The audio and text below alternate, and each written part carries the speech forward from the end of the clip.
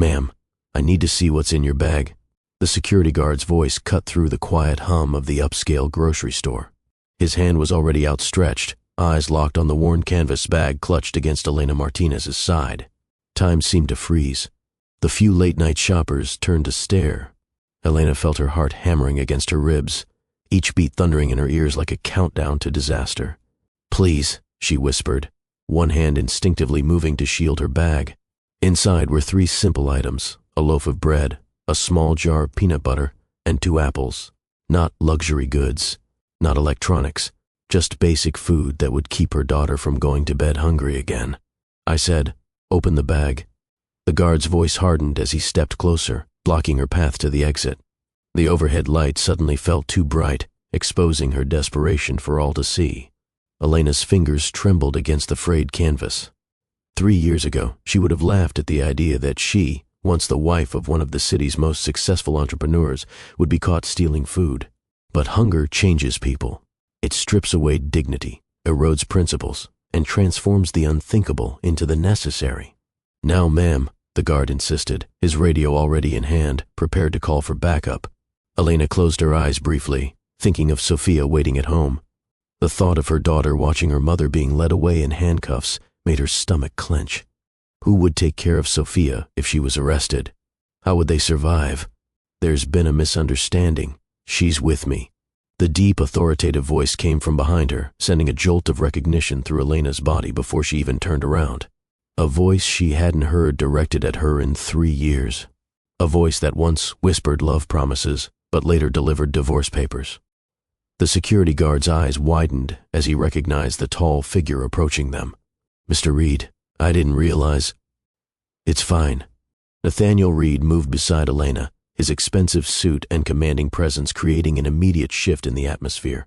"Add whatever's in her bag to my account. She was caught red-handed stealing bread to feed her daughter.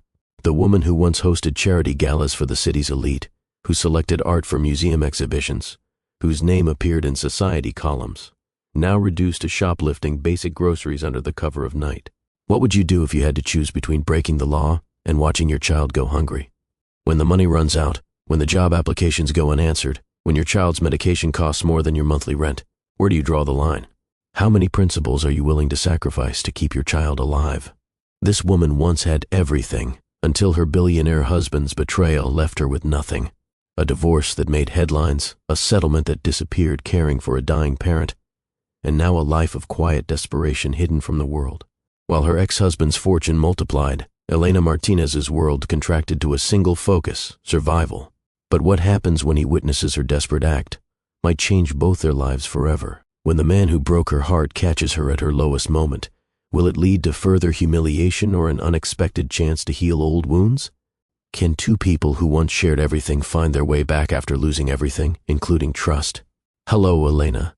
Nathaniel's voice was quiet now, his eyes taking in the changes 3 hard years had carved into her once vibrant face. The hollow cheeks, the exhausted eyes, the proud shoulders now permanently curved inward under the weight of constant worry. The security guard retreated, mumbling apologies. The onlookers returned to their shopping. But for Elena and Nathaniel, the world had narrowed to this moment, this unexpected collision of their separated lives. "Why are you here?" Elena managed to ask, her voice barely above a whisper. Before Nathaniel could answer, the store manager approached with profuse apologies, clearly recognizing the billionaire whose face regularly appeared on business magazine covers. "Mr. Reed, please accept our apologies for any inconvenience. Your purchase has been processed. Is there anything else we can do for you this evening?" "That will be all, thank you," Nathaniel replied without taking his eyes off Elena. As the manager walked away, they stood in uncomfortable silence, years of unspoken words hanging between them. "Let me drive you home," Nathaniel finally said. "I don't need your—" "Please, Elena, it's late. We should talk." Outside in the parking lot, his sleek black luxury car stood in stark contrast to the bus stop where Elena had planned to wait, pride warred with practicality as she considered her options. "Fine," she conceded, clutching her bag of purchased food, but just a ride. Nothing more. As they drove through the city streets, neither could have predicted how this chance encounter would unravel years of misunderstandings and rewrite the future they thought was permanently settled. Welcome back to Mr. Ross' Story Trail. For my loyal subscribers, Thank you for joining me for another journey into the depths of human experience. And if you're new here, consider subscribing to join our community of story lovers who appreciate tales that not only entertain but reveal important truths about life and second chances. Today's story is one that will challenge you to reconsider everything you think you know about wealth, poverty, and what truly matters when everything falls apart. Hit that subscribe button now so you don't miss what happens next in this remarkable journey of redemption. The elegant townhouse with its manicured garden and custom art pieces was the first to go. Elena sold it 6 months after the divorce, telling herself it was for practical reasons. Too much space for just 2 people, too many memories lingering in each room. The truth was simpler. She couldn't afford the property taxes after her father's diagnosis consumed the settlement money. She and Sophia moved to a modest 2-bedroom apartment in a decent neighborhood. Elena secured a position as curator at a small but respected art gallery, earning enough to maintain a comfortable, if scaled-back, lifestyle. Sophia continued attending her private school, though the tuition now took nearly half of Elena's monthly income. "It's just temporary," Elena would whisper to herself each night, reviewing spreadsheets of dwindling savings. "Until the gallery expands.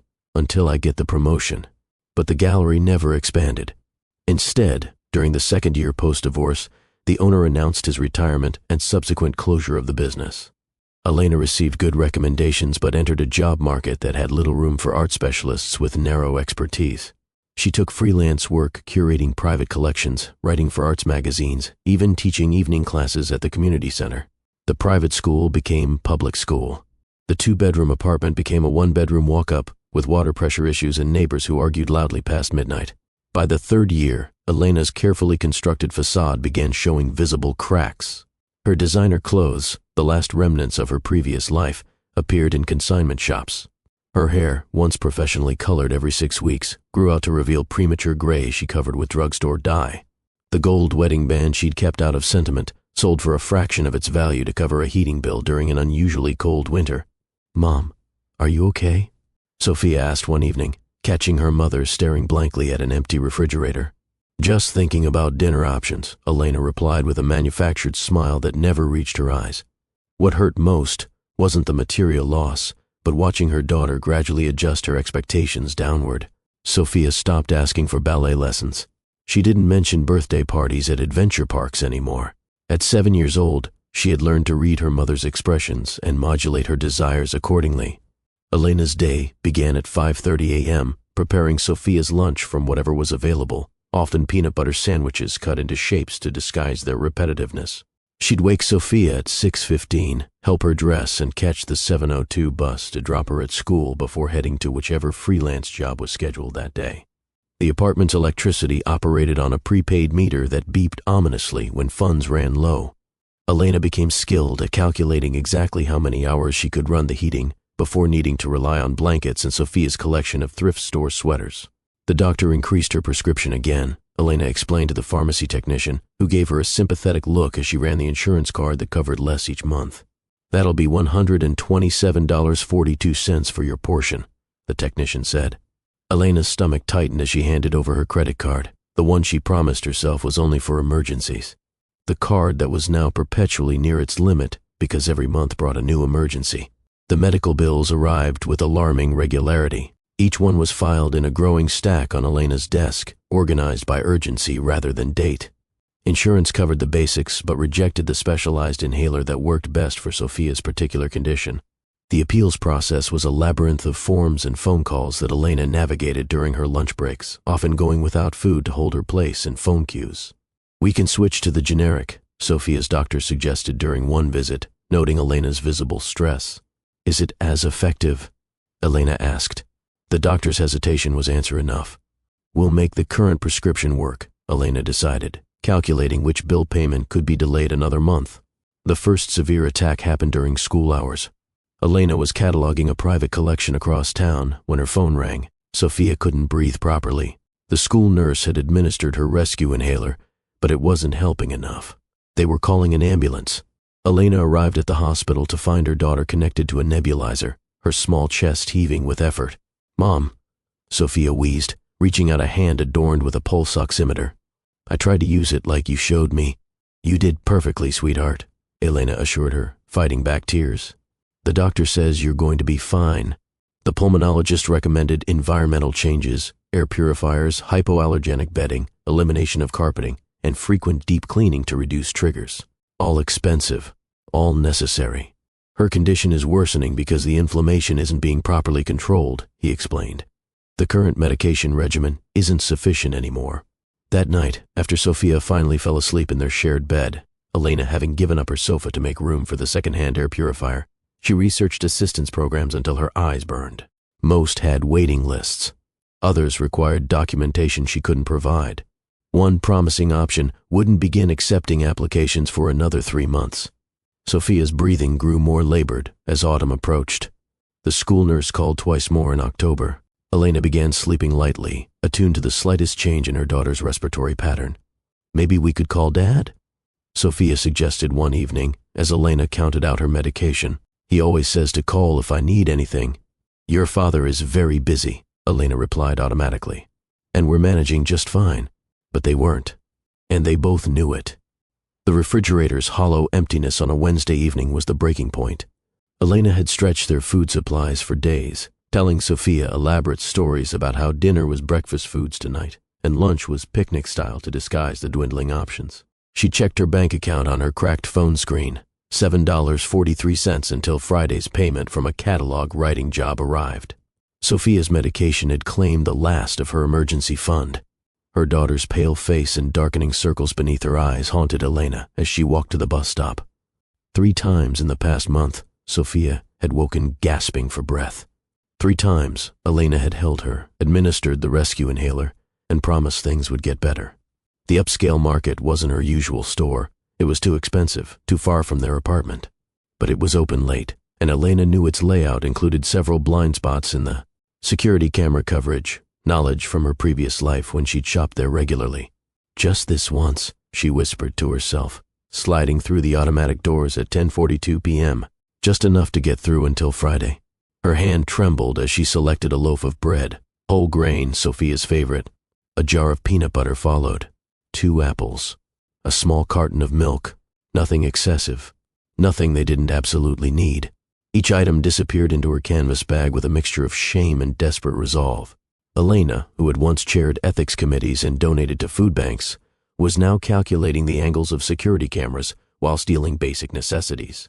The weight of the food in her bag felt simultaneously like lead and like salvation. Nathaniel Reed hadn't entered a grocery store himself in months.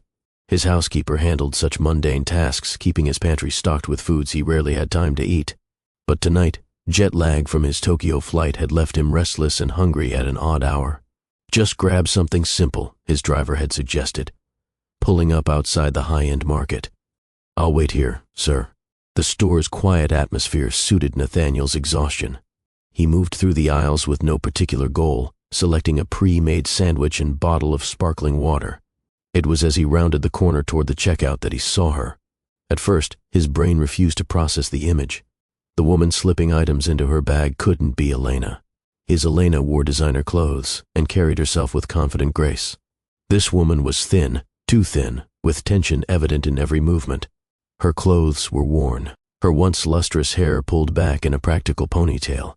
Nathaniel froze, sandwich halfway to his shopping basket. A strange sensation washed over him, like suddenly finding himself in a parallel universe where everything was slightly wrong. He watched as she glanced nervously toward the security guard near the entrance. Watched as she adjusted her bag to conceal its contents. Watched as his ex-wife, the woman who had once managed their household staff and organized charity auctions, prepared to steal food. His first instinct was to turn away. Their divorce had been finalized 3 years ago, their only contact since then the carefully orchestrated custody exchanges that never required direct interaction. Why involve himself in whatever situation had led her here? But as Elena moved toward the exit, something kept Nathaniel rooted in place. Perhaps it was the memory of their daughter asking why Mommy never came to their weekly dinners anymore. Perhaps it was the flicker of their shared history, 10 years of marriage before it. All collapsed. Or perhaps it was simple human recognition that the woman who once shared his bed shouldn't be reduced to theft for survival. When the security guard stepped forward to intercept Elena, Nathaniel found himself moving before his conscious mind had decided to act. His voice, confident from years of boardroom negotiations, carried across the store with authority that brooked no argument. "She's with me. There's been a misunderstanding. The shock in Elena's eyes when she turned to face him mirrored his own internal turmoil. The woman before him was simultaneously a stranger and the most familiar person in his world, and he had no idea what to do next. The security guard retreated with a nod of deference, leaving Elena and Nathaniel standing beneath the harsh store lights, surrounded by the quiet hum of refrigeration units and distant register beeps. Neither spoke for several heartbeats. "Thank you," Elena finally managed, her voice tight with humiliation. "But I don't need your help." Nathaniel studied her face, the sharp angles where softness used to be, the shadows beneath eyes that once sparkled with creative energy. "Evidence suggests otherwise." Elena clutched her bag tighter, knuckles whitening.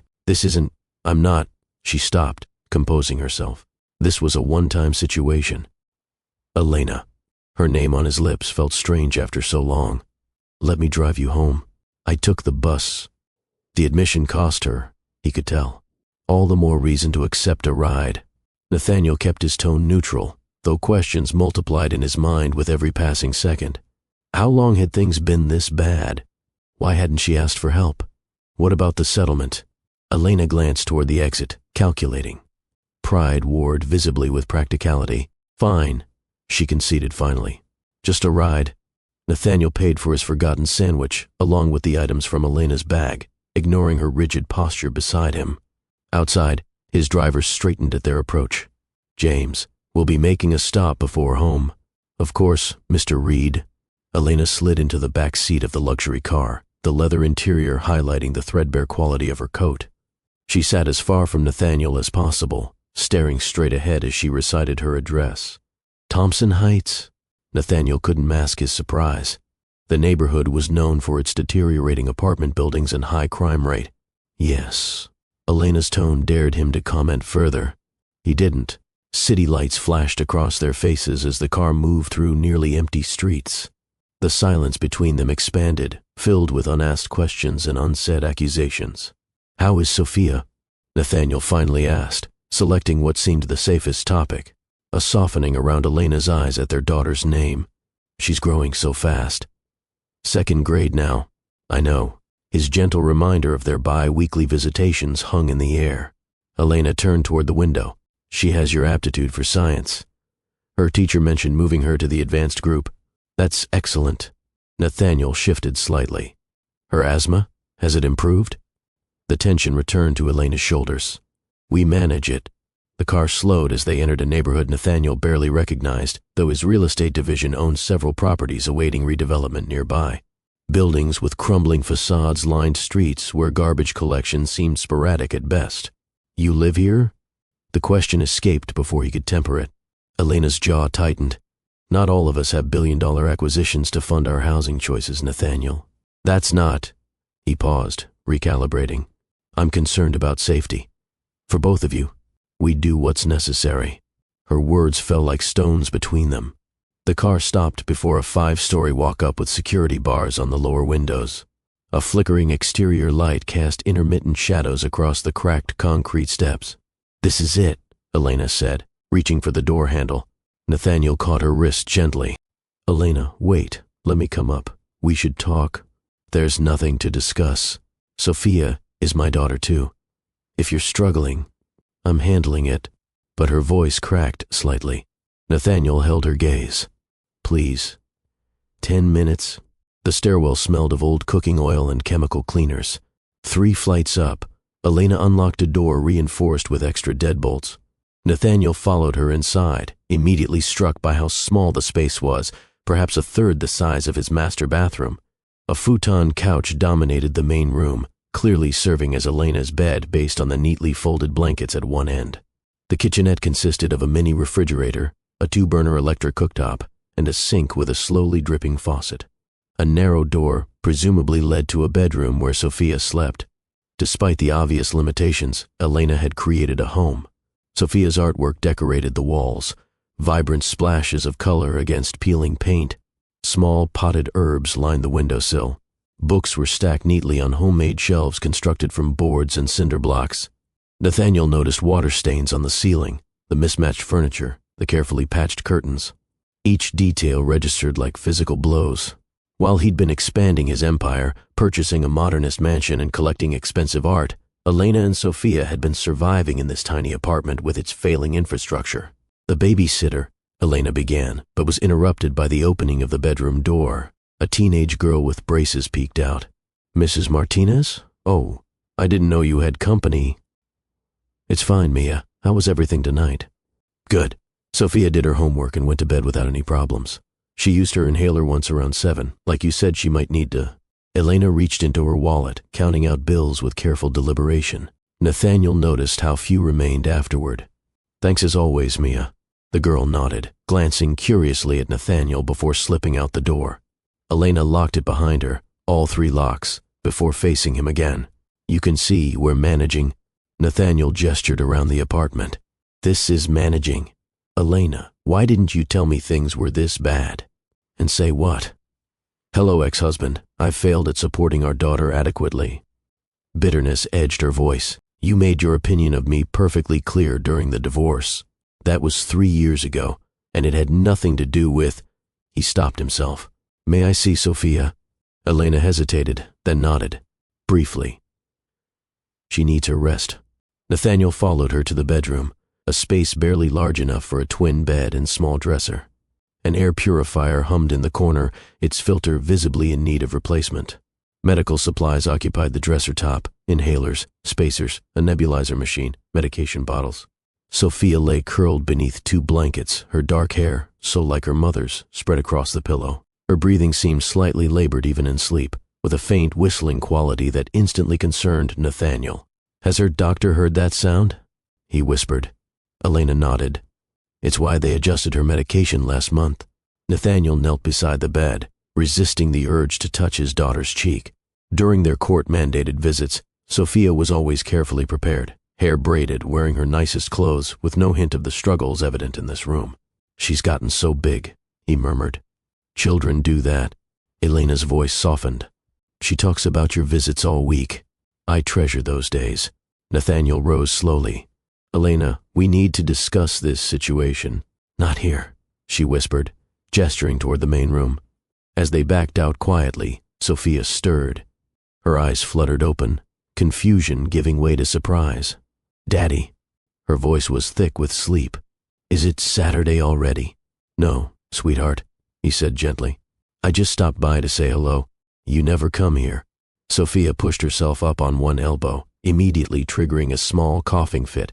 Elena moved quickly, reaching for the rescue inhaler on the dresser. With practiced efficiency, she helped Sophia take 2 puffs, coaching her through the deep breaths. "Better?"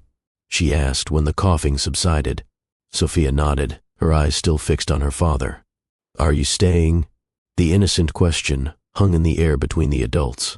"Just for a little while," Nathaniel answered carefully. "You should go back to sleep. Will you be here in the morning?" "No, but I'll see you Saturday as usual." He leaned down to kiss her forehead. "Sleep well, princess." Back in the main room, Elena filled an electric kettle, the domestic routine giving her something to focus on besides Nathaniel's presence. "Tea?" she offered stiffly. "Please." She prepared 2 mugs with tea bags from a carefully rationed box. The silence expanded between them until the kettle clicked off. "Her breathing is worse than you've let on," Nathaniel finally said, as Elena handed him a chipped mug. "The specialist recommended a different medication, but insurance won't cover it." Elena sat on the edge of the futon, hands wrapped around her own mug. "We're managing with what's covered." "Managing?" Nathaniel repeated the word like a foreign concept. "Elena, this isn't—" "What?" "Not up to your standards?" Her chin lifted defensively. "We have a roof, food, and our medications. Millions of families live with less. But you don't have to." Nathaniel set his untouched tea aside. "The settlement should have provided security for years, even accounting for inflation." Elena's laugh held no humor. "The settlement. Right. What happened to it?" She stared into her tea for a long moment. "My father got sick just after our divorce. Pancreatic cancer, stage 4 by the time they found it." Understanding dawned on Nathaniel's face. "You spent it on his treatment. Every penny. And he still died 6 months later." Elena's voice remained flat, emotions long since processed. "After that, I started over.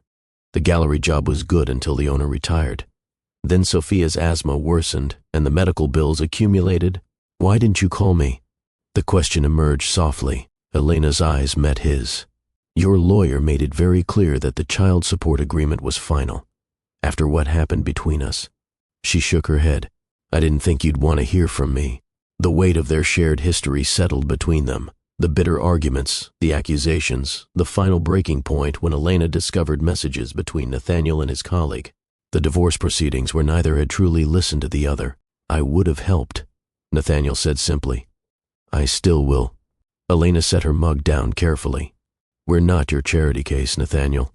No, he agreed. You're my family, regardless of our past. The word family hung in the air between them, unexpected and complicated. The steam from Elena's tea rose between them, momentarily obscuring Nathaniel's face.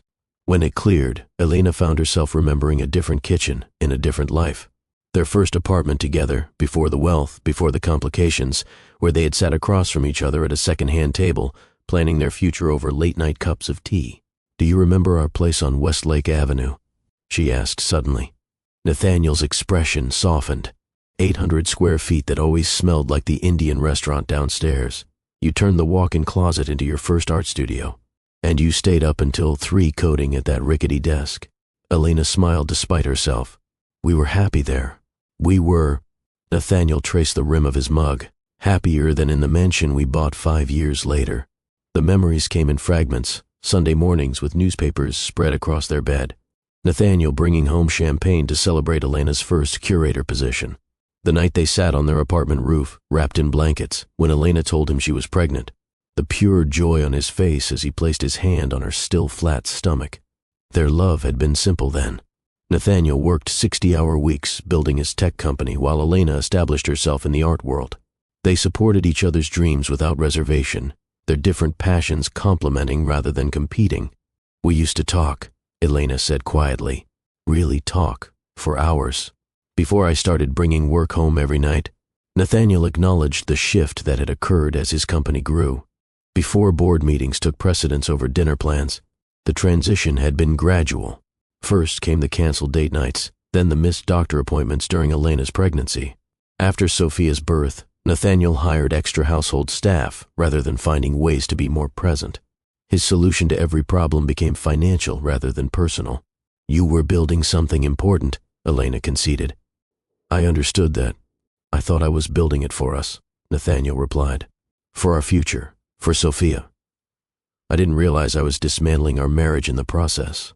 Their 10th anniversary dinner, the last celebration before everything fell apart, had been at an exclusive restaurant with panoramic city views. They'd been seated at the best table, champagne flowing freely, other diners watching them with envy. Yet Elena could now remember the silence stretching between courses, both of them checking emails when conversation faltered. When did we stop being partners? She wondered aloud. Nathaniel's answer was surprisingly candid. When I started seeing you as another asset to manage rather than a person to love. Elena's fingers tightened around her mug. And then there was Victoria. The name still tasted bitter on her tongue. Victoria Chen, Nathaniel's brilliant project manager with her perfect suits and effortless confidence. It wasn't what you thought, Nathaniel said quietly. I saw the messages, Nathaniel. Elena's voice remained steady through practiced control. The intimacy in them wasn't my imagination. 3 years ago, Elena had used Nathaniel's tablet to order a gift for Sophia. A notification had appeared, a message from Victoria with words no employee should send their married boss. Scrolling back revealed weeks of increasingly personal exchanges, late-night conversations, shared jokes, emotional confidences. You told her things you stopped telling me, Elena continued. You shared parts of yourself I no longer had access to. Yes. Nathaniel didn't deny this truth. I crossed boundaries I should have respected. The connection with Victoria became inappropriate, emotionally, not physically. Does that distinction matter? You gave her what belonged to me. It matters because I realized my mistake before you found those messages, Nathaniel said. The night before, I told Victoria our personal communication had to end. I recognized I was substituting her attention for the connection I'd lost with you. Elena stared at him. You never told me that. You were so hurt, so angry when you confronted me. You'd already packed a bag. Nathaniel's gaze dropped to his hands. When you demanded a divorce, part of me felt I deserved to lose you. My guilt accepted your judgment without defense. The revelation landed like a physical blow. Elena had spent 3 years believing Nathaniel had chosen Victoria over their marriage. The possibility that he had actually chosen their marriage, just hours too late, had never occurred to her. "Why tell me this now?" she asked. "Because I've regretted my silence every day since," he answered simply. "Not fighting for us was my greatest mistake, greater even than the emotional infidelity that preceded it." The settlement had seemed generous at the time, $8 million that Elena had accepted with cold dignity. The amount represented a fraction of Nathaniel's wealth, but enough to provide security for her and Sophia forever, if managed properly. Forever had lasted exactly 42 days. "Dad called me about stomach pain," Elena explained, setting her cooling tea aside. He'd been ignoring it for months. By the time they diagnosed the pancreatic cancer, it had already spread to his liver. Nathaniel listened as Elena described the rapid progression of her father's illness, how the oncologist had mentioned experimental treatments available in Switzerland, how her father, who had never asked for anything, who had worked 60 years as a high school teacher, had looked at the cost and said, "It's too much, Elena. Let's accept what's coming." "I couldn't accept it," Elena said. "Not without trying everything possible. The best specialists, the experimental treatments, the private nurses. Each decision had felt necessary in the moment, each expense justified by the possibility of more time. He fought so hard," Elena's voice softened with the memory. "For 5 months, he endured treatments that made him violently ill because he wanted to see Sophia grow up, because he didn't want to leave me alone." "Your father was a good man," Nathaniel said. He had always respected Elena's dad, a widower who had raised her with books and museums instead of material luxuries. The money gave him dignity in his final weeks, a private room with a window, pain medication that actually worked. Elena's eyes met Nathaniel's. "I would make the same choice again." "Of course you would," he acknowledged. "Family comes first." "After the funeral, I had enough left for first and last month's rent on our first apartment," Elena continued. "I was confident I'd rebuild. The gallery position seemed secure. My reputation in the art world was solid. Neither had anticipated the economic downturn that would shutter dozens of galleries across the city, nor the chronic illness that would develop in their daughter, nor the mounting costs of keeping Sophia healthy in a system designed to profit from vulnerability. "If I had known," Nathaniel began. "You couldn't have," Elena interrupted. "And I wouldn't have told you even if you'd asked. My pride wouldn't allow it." The business magazines called Nathaniel Reed a visionary. His company had revolutionized supply chain management through proprietary algorithms, saving Fortune 500 companies billions while earning himself a personal fortune exceeding $4 billion. "The Tokyo acquisition was your idea from 3 years ago," Elena remarked, remembering the late nights he'd spent developing the strategy. "Congratulations." Nathaniel's laugh held no joy. "Yes, another successful business maneuver that means absolutely nothing at the end of the day. It means something to your shareholders. And what about the people who should actually matter?" Nathaniel gestured around the apartment. "I have a climate-controlled wine cellar larger than this entire space. I own 7 properties I rarely visit. My home theater costs more than most people's houses." He leaned forward, elbows on his knees. "Do you know what I did last Christmas Day? I worked, because there was nobody waiting for me to come home." The admission revealed a vulnerability Elena hadn't expected. She had imagined Nathaniel thriving after their divorce, freed from family obligations to pursue his ambitions without constraint. "I assumed you were happy," she said. "Your company has tripled in value. Your face is on magazine covers." "I have everything and nothing simultaneously," Nathaniel replied. "The mansion feels like a museum. I sleep in one of the guest rooms because the master suite is too empty." Elena remembered the beautiful house they had designed together, the garden where Sophia had taken her first steps, the kitchen where they had hosted dinner parties for friends, the library where Nathaniel had read bedtime stories with different voices for each character. "After the divorce, I moved to a new house," Nathaniel continued. "Bigger, more impressive, completely soulless. The interior designer asked about my preferences, and I realized I didn't have any that weren't shaped by you." "Surely you've dated," Elena said carefully. "The eligible bachelor billionaire." "I've attended charity functions with appropriate companions," he corrected. "Nothing meaningful, nothing real." He paused. "And you? Has there been anyone?" Elena gestured around the apartment with its water stains and drafty windows. "Between working multiple jobs and managing Sophia's health, dating hasn't been a priority." The truth was more complex. She had built defensive walls after the divorce, focusing entirely on survival and Sophia's well-being. The idea of trusting someone again seemed impossible. especially when most men lost interest upon learning about her financial struggles and a child with chronic health needs. We made quite a mess of things, didn't we? Nathaniel said softly. Elena nodded. A spectacular disaster built on pride and poor communication. For the first time in 3 years, they shared a genuine smile, small and tinged with regret, but authentic. The revelation that these two people, once deeply in love, now separated by misunderstandings and pride, might find their way back to each other speaks to something universal about human connection. We all make mistakes. We all let pride interfere with happiness. We all struggle to communicate our deepest truths. If you've ever experienced a moment where pride prevented reconciliation, or where assumptions created unnecessary barriers, please hit the like button now. Your engagement helps this channel reach others who might find comfort or wisdom in these stories. Have you ever discovered that a situation wasn't what you thought it was? That a misunderstanding altered the course of your life? Share your experience in the comments below. Our community grows stronger through these shared insights. And if you're new to the Mr. Ross Story Trail, consider subscribing to join us for more stories that explore the complexities of human relationships and the possibility of redemption, even in the most difficult circumstances. Remember to hit that notification bell so you never miss an update on Elena and Nathaniel's journey toward healing. The clock on Elena's wall ticked past midnight, yet neither made a move to end their conversation. The tiny apartment had become a confessional space where years of unspoken thoughts finally found voice. Nathaniel made them fresh tea, moving around the kitchenette with careful steps to avoid the creaking floorboards that might disturb Sophia. Elena watched him, this billionaire CEO, measuring tea leaves into her chipped mugs, and felt reality shifting beneath her feet. I always wondered what happened to that painting, Nathaniel remarked, noticing a small watercolor landscape hanging beside the window. You brought it on our honeymoon. It's the only art piece I kept, Elena admitted.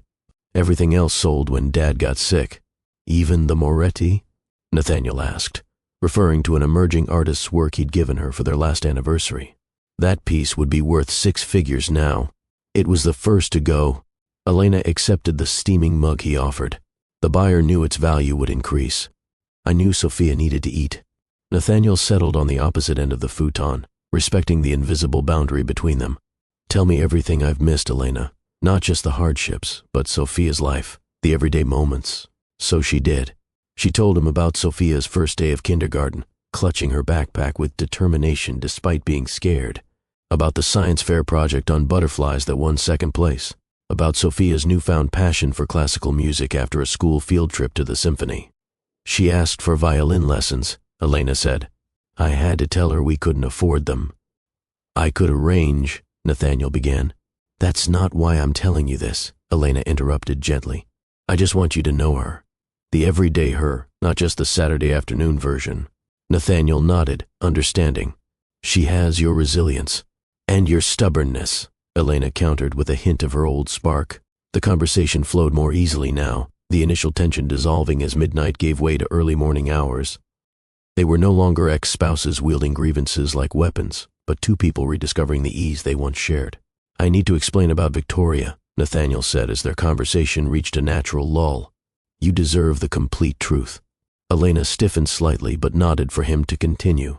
We never had a physical relationship, he began, his voice steady. But the emotional boundaries became blurred during the Beijing project.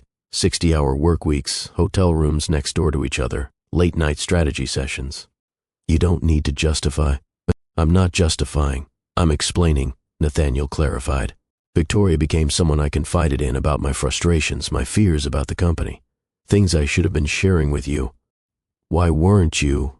Elena asked softly. Nathaniel's answer was honest. Because I felt like a failure around you. The company was struggling with the European expansion. We were hemorrhaging money. I didn't want you to see my uncertainty. So you shared it with her instead. Yes, it was easier with someone who already understood the business context.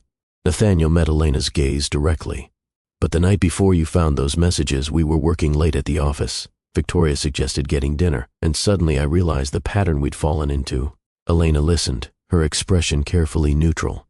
I told her our relationship needed to remain strictly professional, that I valued her as a colleague, but had crossed lines I regretted. Nathaniel's voice grew quieter. She understood immediately, actually apologized for her part in it. Then why were there new messages the next morning? Elena asked. the question that had haunted her for 3 years. She sent a final text acknowledging our conversation and confirming she respected my decision. "That's the message you saw." Nathaniel shook his head. "The timing couldn't have been worse. You never told me any of this during the divorce. You were so certain of my betrayal, so hurt. My guilt over the emotional boundary crossing made me feel I deserved your anger." Nathaniel's shoulders slumped, and part of me thought perhaps you'd be better off without me anyway. Elena was silent for a long moment, processing. We let assumptions destroy us. I should have fought harder for the truth. For us. Nathaniel's regret was palpable. Instead, I threw myself into work and tried to pretend the settlement made everything fair. "Now you need to answer something for me," Nathaniel said gently. "Why didn't you tell me about Sophia's worsening condition? About your financial situation?" Elena folded her hands in her lap, gathering her thoughts. "After the divorce, I was determined to prove I could manage without you. That I wasn't the gold digger your mother always suspected I was." "My mother's opinions were never mine," Nathaniel objected. "Perhaps not, but they influenced how I approached the divorce." Elena sighed. "Then when Dad got sick and the settlement disappeared, my pride became even more entrenched. I couldn't bear for you to know I'd failed so completely. Taking care of your dying father isn't failure, Elena. But what came after felt like it. Each job loss, each downgrade in our living situation." She gestured around the apartment. "How could I admit to the man who'd built $1 billion empire that I couldn't even keep our daughter in the same school?" Nathaniel leaned forward. "Is that the only reason?" Elena's hesitation revealed there was more. "I was afraid," she finally admitted. "Afraid you might use our circumstances against me. You thought I'd try to take Sophia?" Nathaniel looked genuinely shocked. "You have resources I can't match. The best lawyers, financial stability, a proper home." Elena's voice trembled slightly. "The courts favor stability. If you had argued I couldn't provide adequately for her health needs—" "I would never separate Sophia from you," Nathaniel said firmly. "Never.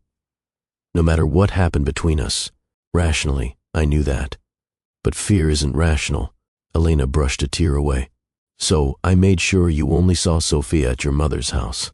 I coached her not to mention the moves, the asthma attacks, any of it. That's why she always seemed rehearsed during our first few minutes together," Nathaniel realized. "You were protecting your custody rights. I was protecting the only thing that matters to me," Elena corrected. "I would do anything for her, Nathaniel. Even steal bread." The weight of Elena's confession hung heavy in the small room. Nathaniel stood, needing movement to process his emotions. 3 steps took him across the entire living space, a stark reminder of how confined their lives had become. "I failed you both," he said, his back to Elena as he stared out the window at the city lights. "Completely and utterly failed as a husband and father." "That's not—" "It is." Nathaniel turned to face her. "I'm worth over $4 billion, Elena. $4 billion. And my child's mother is stealing food while my daughter struggles to breathe. What does that say about me as a human being?" Elena had no answer. "I built a company dedicated to efficiency and resource allocation," he continued, voice hollow. "Yet I completely failed to ensure the most important resources reached the people who mattered most. We both made choices that led here," Elena reminded him. "I chose pride over Sophia's well-being. That's on me." Nathaniel shook his head. "Do you know what I did last Saturday after dropping Sophia at your mother's house? I flew to Paris for dinner, just because I could. The meal cost more than your monthly rent." The absurdity of their parallel lives struck them both simultaneously. Elena's laugh held no humor. "We're quite a pair, aren't we? You with too much, me with too little, both of us too stubborn to reach across the divide." "I can fix the financial aspects immediately," Nathaniel said, his mind already formulating plans. "But the deeper damage, to us, to Sophia, that requires more than money." He knelt before Elena, taking her hands in his. The gesture wasn't romantic but earnest, human connection, trumping the awkwardness between them. "Let me help, Elena. Not out of guilt or obligation, but because you and Sophia deserve security and health. Whatever form that takes, whatever boundaries you need to set." Elena studied their joined hands, her chapped skin against his manicured fingers. "I don't want charity." "It's not charity when it's family," Nathaniel countered. "It's responsibility, duty, love." The last word hung between them, unexpected and undefined. First light crept through the thin curtains, painting the shabby apartment in gentle gold. They had talked through the night, empty mugs and honest words scattered between them. Exhaustion softened their edges, making space for vulnerability neither had permitted themselves in years. "I should go," Nathaniel said, noticing the time. "You need rest before Sophia wakes." Elena nodded, suddenly uncertain about what came next. They had excavated their past, exposed raw truths, but hadn't defined a path forward. "I have a proposition," Nathaniel said, standing. "No strings attached." Elena looked up warily. "What kind of proposition?" "My company is launching a corporate art division. We need someone with expertise in contemporary American artists to curate our collection and manage exhibitions." Nathaniel held up his hand as she began to object. "This isn't charity. Your resume is exactly what we're looking for." "I don't want a job because you feel sorry for me," Elena said, her pride reasserting itself. "This is business, Elena. The position pays well and includes comprehensive health insurance." He paused meaningfully. Sophia would be fully covered. Elena bit her lip, considering. "I need to think about it." "Of course." Nathaniel moved toward the door, pausing with his hand on the knob. "I'm going to have groceries delivered today. Again, not charity. It's for Sophia." "Nathaniel," Elena began, unsure what she wanted to say. "We don't have to figure everything out right now," he said gently. "Let's start with making sure you both have what you need. The rest can come later, at your pace." The dawn light caught the silver threading through his dark hair, reminding Elena of how time had passed for both of them. They weren't the same people who had married young, nor the bitter exes who had separated in anger. They were something new, shaped by hardship, humbled by circumstances, potentially wiser for the journey. "Thank you," Elena said simply, "for listening, for not judging. Thank you for your honesty," Nathaniel replied. "And Elena? I'm sorry for everything." "I know. Me too." As he left, Elena stood in the doorway watching until he disappeared down the stairwell.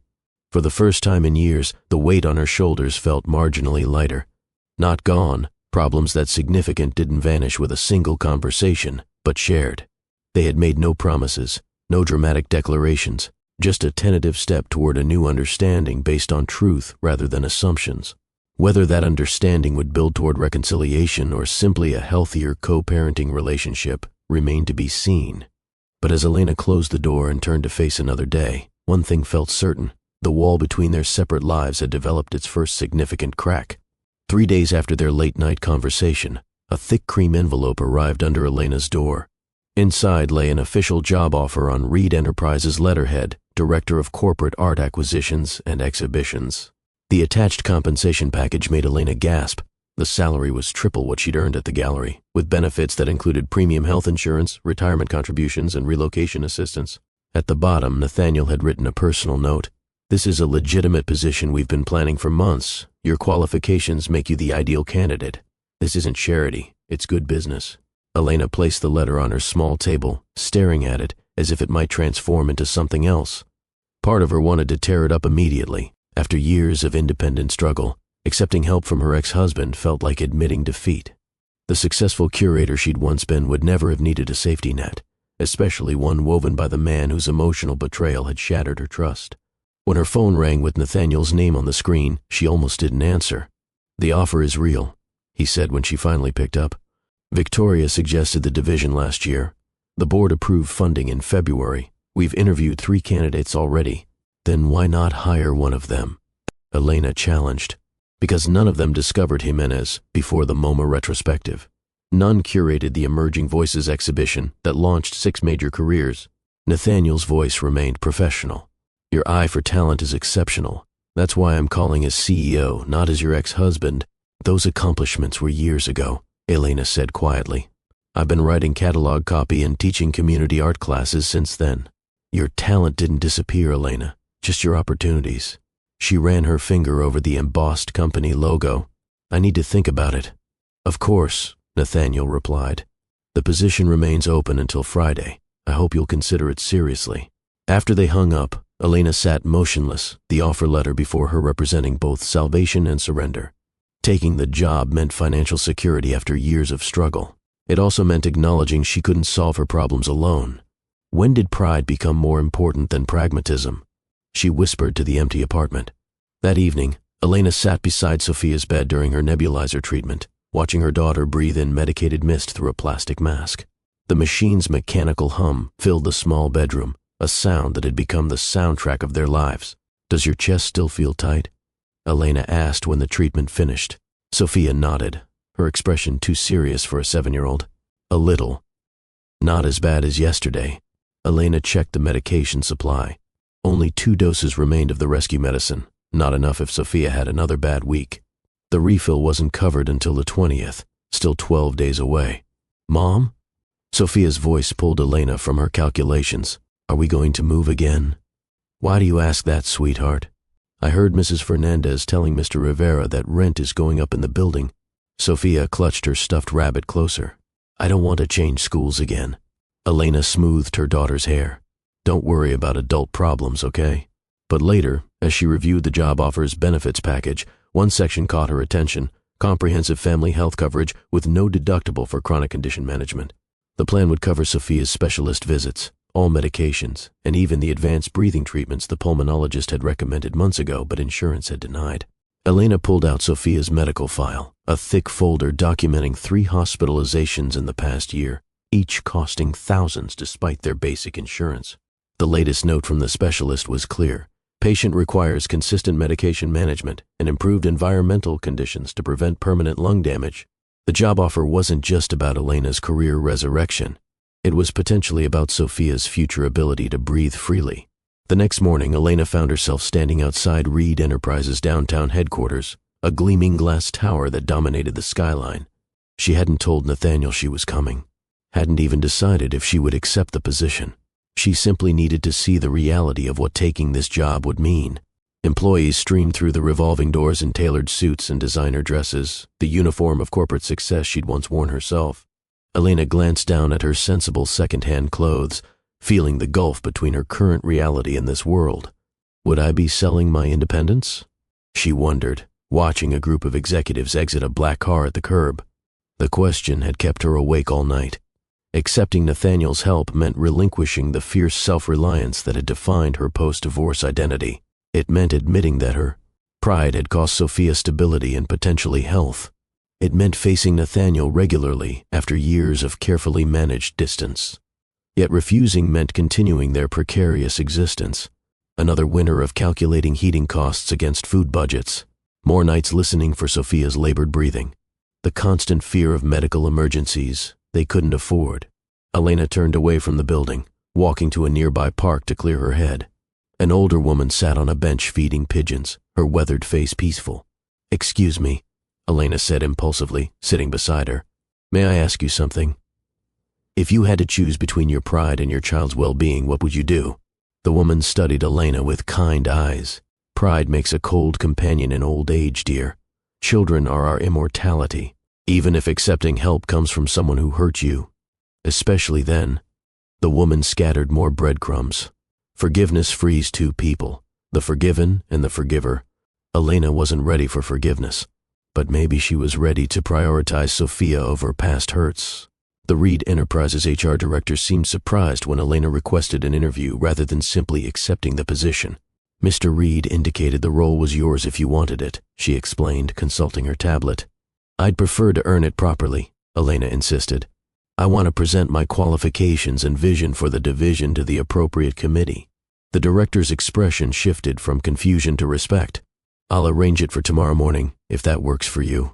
Elena spent the night preparing her presentation, reviewing industry trends, and formulating a comprehensive strategy for building a corporate collection that would appreciate and value while enhancing workplace creativity. She practiced in front of her bathroom mirror, determined to demonstrate her professional value beyond her connection to Nathaniel.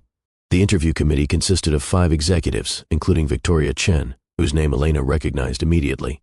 The woman was striking, confident, polished, clearly competent. Under different circumstances, Elena might have liked her. "Miss Martinez, please share your vision for our new art initiative," the committee chair invited.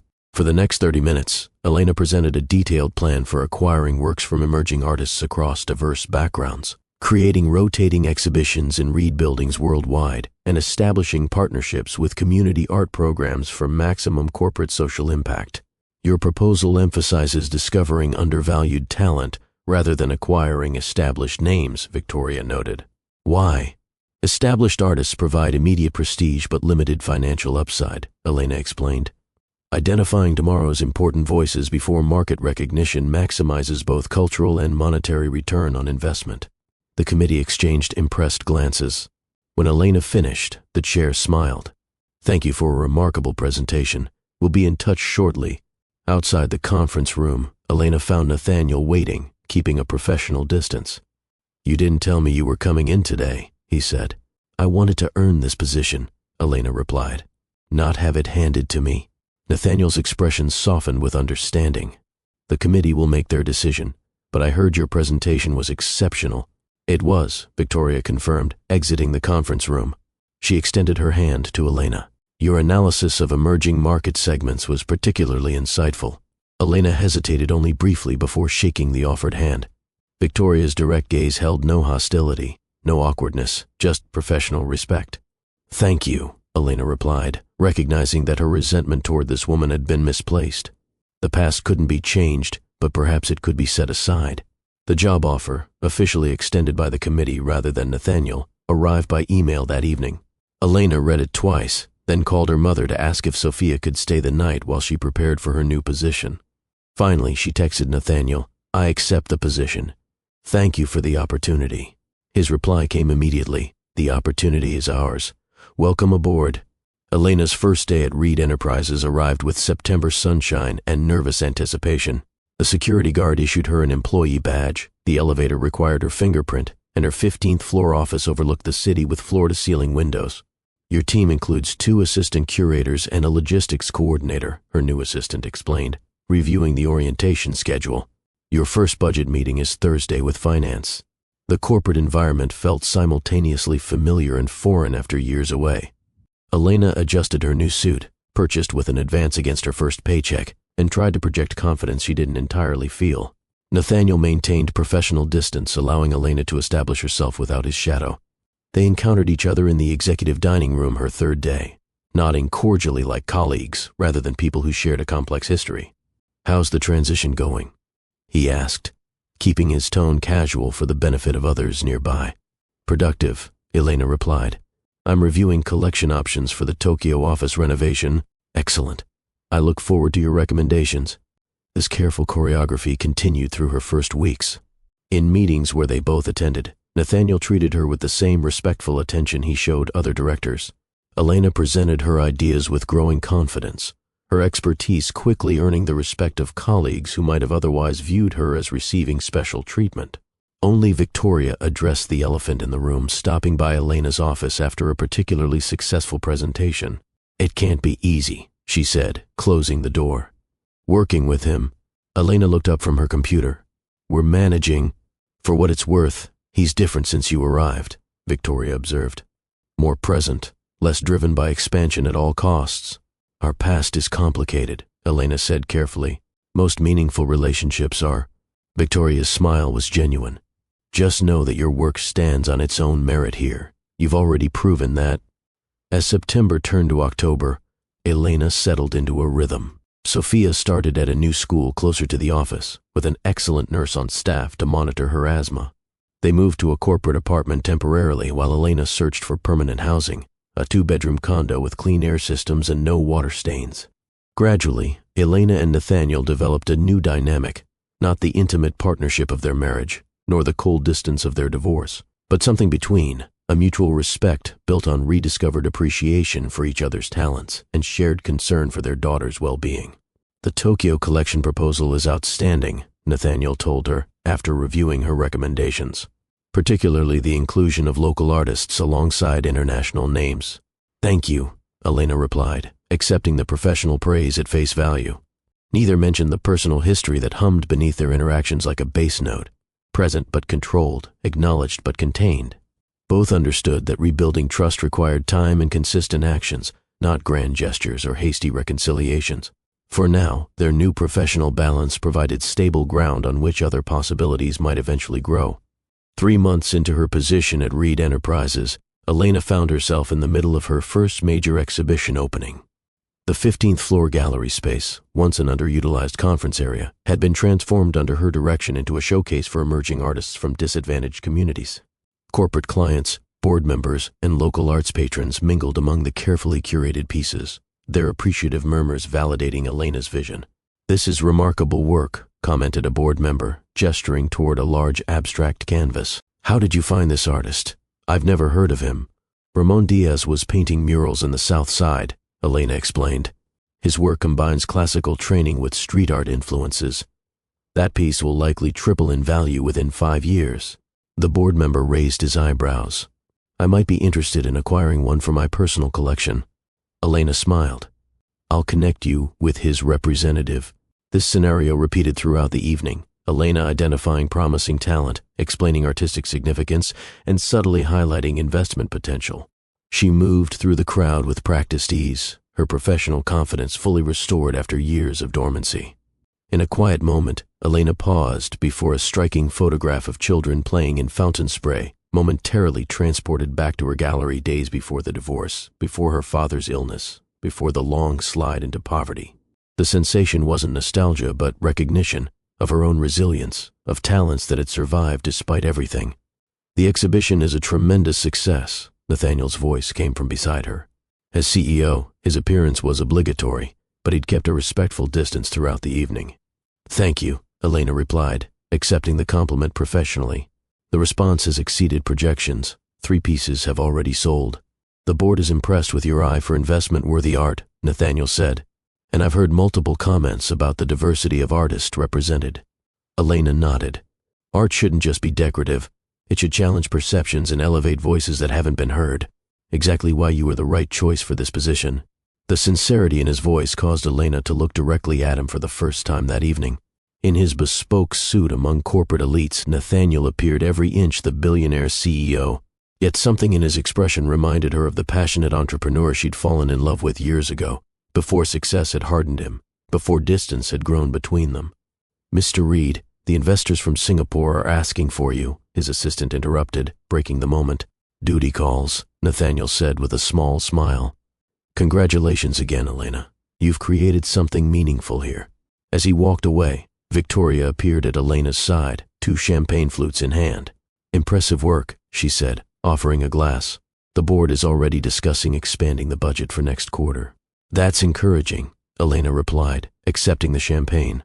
Victoria gestured subtly toward Nathaniel, now engaged with international investors. "He's been different since you joined the company. More focused on long-term vision, less on quarterly numbers." "I can't take credit for that," Elena demurred. "Perhaps not intentionally." Victoria's assessment was measured. "But your presence has changed the dynamic here, in a positive way." By evening's end, Elena had secured 3 commissions for custom pieces, established partnerships with 2 community arts programs, and received preliminary approval for satellite exhibitions in the company's international offices. On paper, her professional resurrection was complete, from food theft to executive suite in less than 4 months. The deeper satisfaction, however, came from reconnecting with her true self, the knowledgeable curator with unerring instincts for artistic value, the woman whose identity extended beyond motherhood and survival. "Mom, can I paint my room yellow?" Sophia asked, spinning in circles in her new bedroom, which was easily 3 times the size of their previous apartment's sleeping nook. "Of course," Elena replied, smiling at her daughter's excitement. "We can look at color samples this weekend." Their new condo occupied the 8th floor of a secure building with a doorman, elevator, and, most importantly for Sophia, central air filtration systems that removed allergens and pollutants. Floor-to-ceiling windows welcomed natural light, making even cloudy days feel bright. The open kitchen featured new appliances. The bathroom had both a shower and soaking tub, and a small balcony offered space for the potted herbs Elena had nurtured even in their darkest times. "And can I get a desk for homework?" Sophia continued, already planning. "A proper one with drawers?" "Absolutely." Elena made a mental note to research ergonomic options suitable for a growing child. After their first week in the new space, Elena still found herself momentarily disoriented upon waking, expecting water stains on the ceiling, bracing for the neighbors' 5 a.m. arguments, listening for the unreliable heating system's rattle. The silence and comfort seemed almost unreal after years of constant background stress. The building offered amenities they'd once taken for granted but had lived without for years: a laundry room eliminating trips to the laundromat, reliable hot water, maintenance staff who responded promptly to requests. Simple conveniences that dramatically improved their daily quality of life. Elena had insisted on paying market-rate rent rather than accepting subsidized corporate housing. The gesture was symbolic but important, establishing that while she had accepted Nathaniel's job offer, she wasn't accepting charity. Her salary made the rent manageable, if still significant. The movers delivered this last box from storage, the doorman announced one evening, wheeling in a container Elena had almost forgotten existed. Inside were personal items she'd left with her mother 3 years earlier, family photos in silver frames, leather-bound books from her college years, the crystal vase Nathaniel had given her on their 5th anniversary, artifacts from a different life that now had space to exist again. As Elena arranged these treasures around their new home, she felt the compartmentalization of her life slowly dissolving. The desperate mother stealing food, the ambitious curator, the ex-wife of a billionaire, all versions of herself were integrating into a more complete identity, housed within walls that didn't leak when it rained. The change in Sophia became evident within weeks of their move and Elena's new insurance coverage. The persistent cough that had punctuated conversations gradually subsided. The dark circles beneath her eyes faded. Her energy levels increased noticeably. "Deep breath in," instructed Dr. Patel, the pediatric pulmonologist, placing her stethoscope against Sophia's back during their monthly checkup. "And out slowly." Elena watched anxiously, attuned to every nuance of the examination, after years of worrying about her daughter's breathing. "The improvement is remarkable," Dr. Patel concluded, reviewing Sophia's chart. "Her peak flow readings are nearly age-appropriate now." "The new medications are working?" Elena asked. "Absolutely. The combination therapy is controlling the inflammation much more effectively." "Doctor," Patel smiled at Sophia. "And I suspect the improved living environment is helping considerably. No more mold exposure, better air quality." Sophia beamed at the positive report. "Does this mean I can try out for soccer in the spring?" "Let's take it step by step," the doctor advised. "But I don't see why not, if we continue seeing this improvement. Just keep using your preventive medications exactly as prescribed."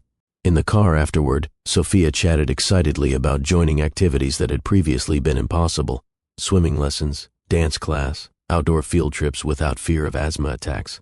Elena listened, her heart lightening with each enthusiastic plan. That evening, Elena updated Nathaniel about the appointment during their weekly Cought parenting call, a new routine they'd established to share information about Sophia's well-being. "The specialist says her lung function is approaching normal," Elena reported, unable to keep the relief from her voice. "The new medication protocol is working better than they expected." "That's wonderful news," Nathaniel responded, genuine emotion evident even through the phone. "Has she had any attacks since the move?" "Not one," Elena confirmed. Even with the weather changing, a moment of shared relief passed between them, the unique connection of parents witnessing their child's suffering ease. Neither mentioned that this improvement stemmed directly from Nathaniel's job offer and the premium health insurance it provided. Some acknowledgments remained implicit. "I'd like to take her to the Science Museum this Saturday," Nathaniel said. "If that works with your schedule." "She'd love that," Elena agreed. "She's been much more active lately. Dr. Patel says her stamina is increasing weekly." As their CO parenting conversations evolved from crisis management to normal childhood activities, the tense formality between them gradually relaxed. They weren't friends exactly, but they were rediscovering how to communicate without defensiveness or hidden agendas, for Sophia's sake initially, but increasingly for their own peace as well. The whispers began during Elena's second month at Reed Enterprises. Despite their professional behavior, the connection between the company's CEO and the new art director didn't go unnoticed. "Is it true she's his ex-wife?" An account manager whispered to her colleague in the elevator. "Apparently they have a child together," came the reply. "Must be awkward in budget meetings." Elena ignored the gossip, focusing instead on establishing her professional reputation. Her exhibitions received positive press coverage, her acquisitions were tracking toward appreciation, and her presentations to the board demonstrated clear return on investment, all objective measures of success, independent of her personal history. Most colleagues followed Nathaniel's lead, treating Elena with professional courtesy. A few, however, made assumptions about her qualifications or tried to exploit perceived favoritism. "I thought perhaps you could mention my proposal to Nathaniel directly," suggested a marketing director, after Elena declined his request for premium artwork in his department's reception area. "Given your special access." Elena's response was measured but firm. "All departmental allocations follow the same approval process. I don't discuss business with Mr. Reed outside of scheduled meetings." Such incidents diminished as Elena's professional competence became increasingly evident. By her 4th month, she had established solid working relationships throughout the company, based on merit rather than her connection to Nathaniel. Victoria proved an unexpected ally, publicly supporting Elena's initiatives and shutting down gossip when she encountered it. During a leadership retreat, when a finance executive made an insinuating comment about sleeping your way to the top, Victoria's response was immediate. "Elena's department has outperformed projections by 23% this quarter," she stated coldly. "Perhaps you should focus on achieving similar results rather than spreading unfounded rumors." The most direct confrontation came from Reed Enterprises' chief financial officer, Howard Blackwell, a longtime friend of Nathaniel's mother who had never approved of Elena even during their marriage. "This arrangement raises concerns about nepotism," he stated during a private meeting in Elena's office. "The board has questions about objectivity and resource allocation." Elena met his gaze calmly. "My department's performance metrics are available for review. All acquisitions undergo independent appraisal, and I report to the creative director, not to Mr. Reed. Nevertheless, the appearance of impropriety would exist only if my work didn't stand on its own merit," Elena interrupted. "My professional qualifications were sufficient for this position before I married Nathaniel, during our marriage, and now.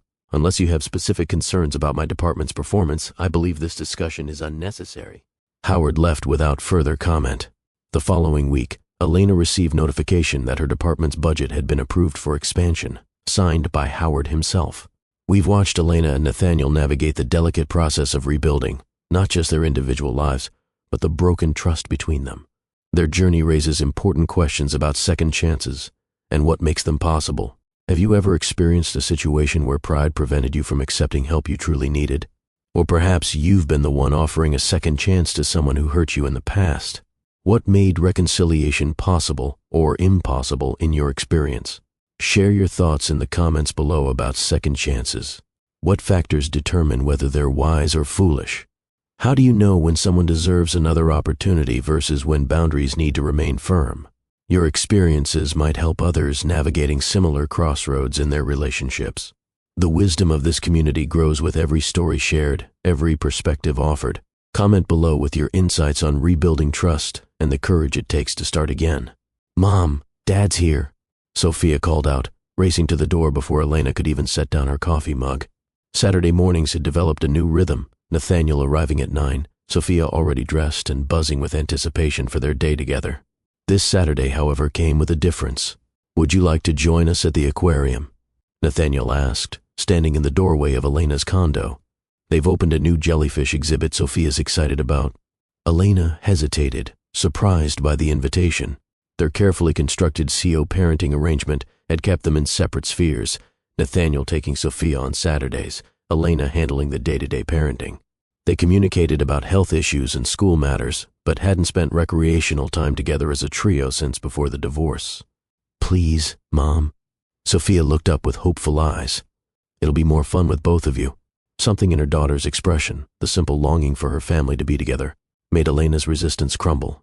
"I'd like that," she found herself saying. The aquarium visit proved surprisingly comfortable. They fell into natural roles, Nathaniel reading exhibit information to Sophia, Elena taking photos of their daughter's delighted reactions to colorful fish and undulating jellyfish. For a few hours, they existed in a bubble where past hurts were temporarily suspended. "Hungry?" Nathaniel asked as they exited through the gift shop, where he'd indulged Sophia with a plush octopus. "Starving," Sophia declared dramatically. "There's a good sushi place nearby," Elena suggested, then caught herself. "Or whatever you two would prefer." "Sushi sounds perfect," Nathaniel agreed. "Still your favorite, right?" The small acknowledgement that he remembered her preference created an unexpected warmth. Over lunch, conversation flowed more easily than Elena had anticipated. Sophia dominated the discussion with school stories and scientific facts about marine life, but Elena and Nathaniel contributed without awkwardness. That single outing shifted their dynamic. The following weekend, Elena suggested a museum exhibition designed for children. Nathaniel counteroffered with tickets to a children's theater production. By the third weekend, family outings had become an unspoken expectation rather than an exception. "Would Thursday work for dinner at my place?" Nathaniel asked after a Sunday afternoon at the Botanical Gardens. "I thought Sophia might enjoy seeing where I live now." Elena nodded, noting he'd said my place rather than home, a subtle distinction that acknowledged his awareness of what had been lost. Thursday dinner at Nathaniel's modernist mansion revealed surprising changes. The sterile showcase Elena had glimpsed in magazines had been transformed. Sophia's artwork hung in prominent places. Books and games occupied shelves previously reserved for design objects. A piano, which neither adult played, stood in the living room because Sophia had expressed interest in lessons. "You've made it feel like a home," Elena observed quietly while Sophia explored the backyard. "I'm trying," Nathaniel replied. It was just a house before. The weekly family dinners became a fixture in their schedules. Sometimes at Nathaniel's, sometimes at Elena's condo, occasionally at restaurants. Sophia blossomed under this new arrangement, her health continuing to improve alongside her evident happiness at having both parents present simultaneously. "You still do that," Nathaniel commented one evening as they cleared dinner dishes while Sophia finished homework in the next room. "Do what?" Elena asked, loading plates into the dishwasher. "Hum Debussy when you're content." His observation came with a small smile. "You used to do that while arranging flowers in our first apartment." Elena hadn't realized she was humming, much less that he would remember such a detail from their early marriage. Some habits persist, I suppose. These moments of recognition, of the people they had been together, multiplied as their time in each other's company increased. Elena noticed how Nathaniel still absent-mindedly twisted his watch when deep in thought. He remarked on her habit of reading the last page of books first, a quirk that had once exasperated him but now seemed endearing. During a rainy Saturday afternoon at Elena's condo, Nathaniel discovered her collection of vintage jazz records had survived the years of downsizing. "You kept these?" he asked, carefully examining a Coltrane album they'd found at a flea market during their second anniversary trip.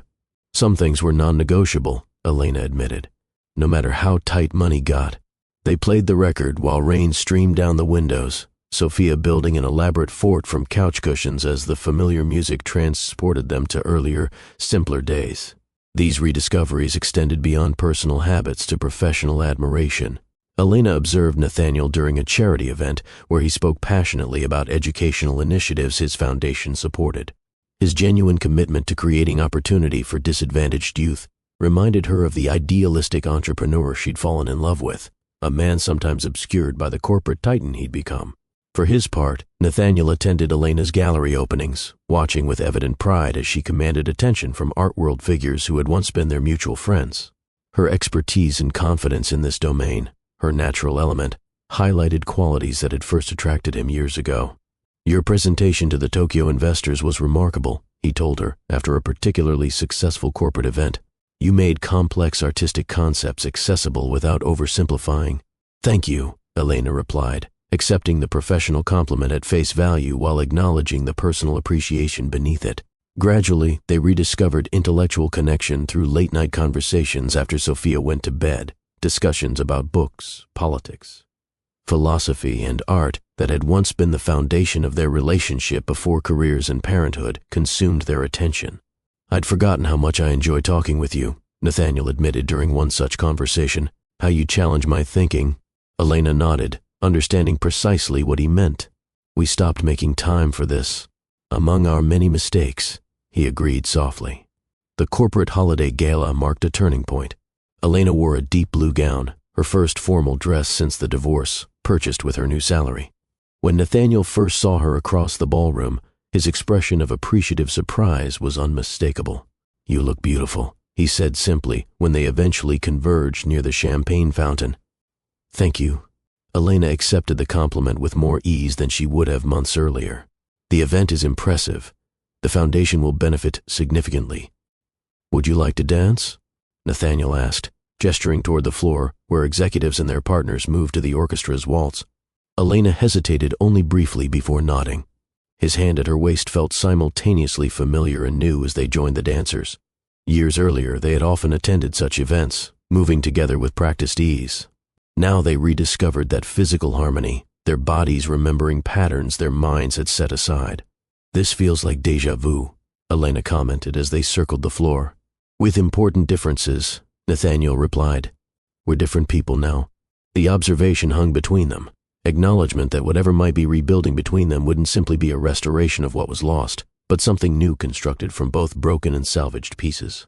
As the evening progressed, Elena found herself increasingly aware of Nathaniel's physical presence, the subtle cologne he wore, the gray at his temples that hadn't been there during their marriage, the way his smile now reached his eyes more readily than in their final years together. When he drove her home after the gala, an electric tension filled the car. At her door, Nathaniel hesitated.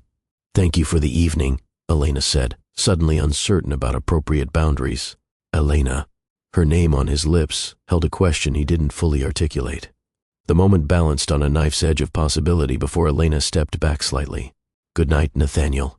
He nodded, understanding her unspoken message, not rejection but caution. "Good night."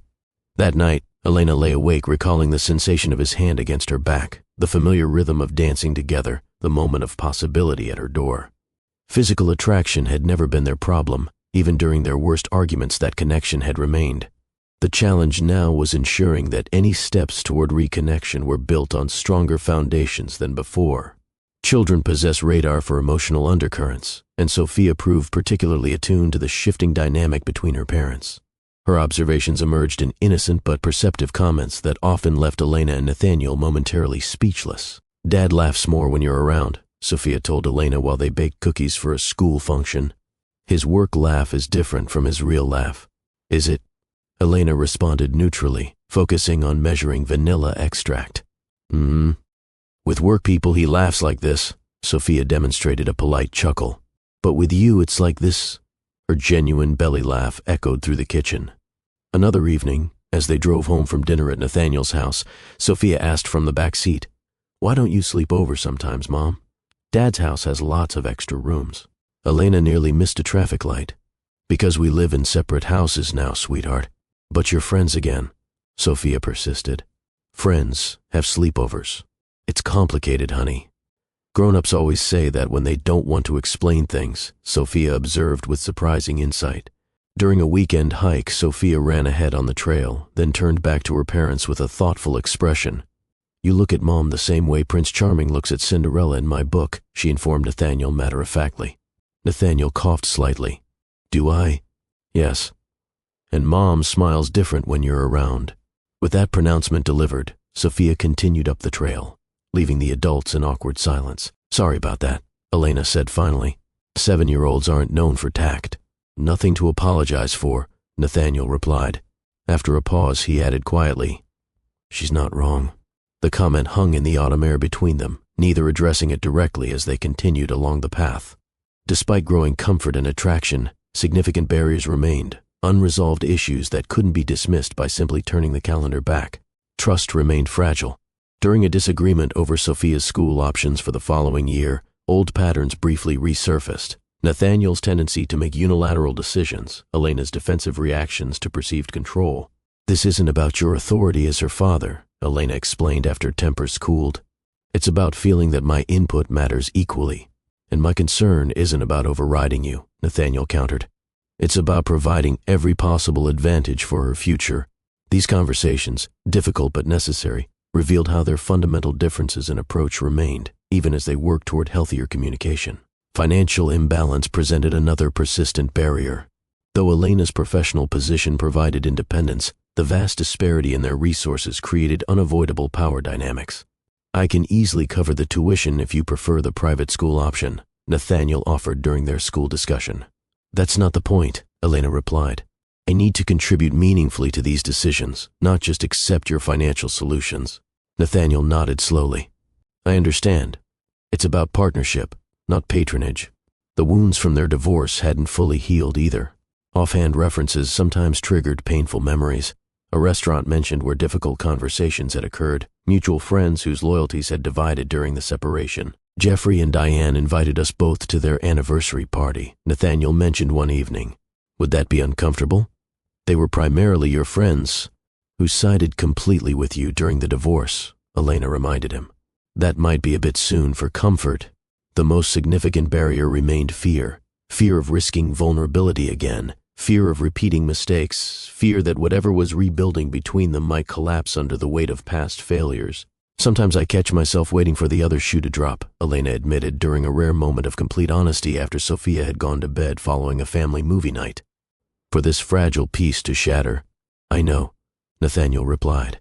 I wonder if we can truly build something new, or if we're just revisiting old patterns with better manners. Is that what we're doing? Building something new? The question hung between them, neither quite ready to define what was evolving in the space between friendship and their former intimacy. I think, Nathaniel said carefully, we're discovering who we are now, and whether those people fit together better than who we were before. Elena nodded, accepting the deliberate pace of their reconnection. Whatever emerged between them needed stronger foundations than before, built on honesty, mutual respect, and genuine understanding rather than assumptions and unspoken expectations. For Sophia's sake, and increasingly for their own, they continued navigating this undefined territory with cautious hope. The suggestion came from an unexpected source. During a parent-teacher conference for Sophia, her school counselor observed, Sophia mentions frequently how happy she is that you two spend time together now. Have you considered family counseling to help navigate this transition? Elena and Nathaniel exchanged glances, neither having contemplated professional help. It's not just for crisis situations, the counselor continued. Many separated parents who are rebuilding a cooperative relationship find it beneficial, especially when their child is so clearly invested in the outcome. On the walk to the parking lot, Nathaniel broke the silence. What do you think about her suggestion? Elena considered carefully. It might help provide structure to whatever this is becoming. I agree, Nathaniel said. Do you have any objections to trying? 2 weeks later, they sat in comfortable chairs across from Dr. Melissa Harmon, a family therapist specializing in co-parenting relationships. Her office featured neutral colors, carefully selected artwork, and an absence of clinical sterility that immediately put Elena at ease. I want to clarify that you're seeking counseling to improve your co-parenting relationship, not marriage reconciliation. Is that correct?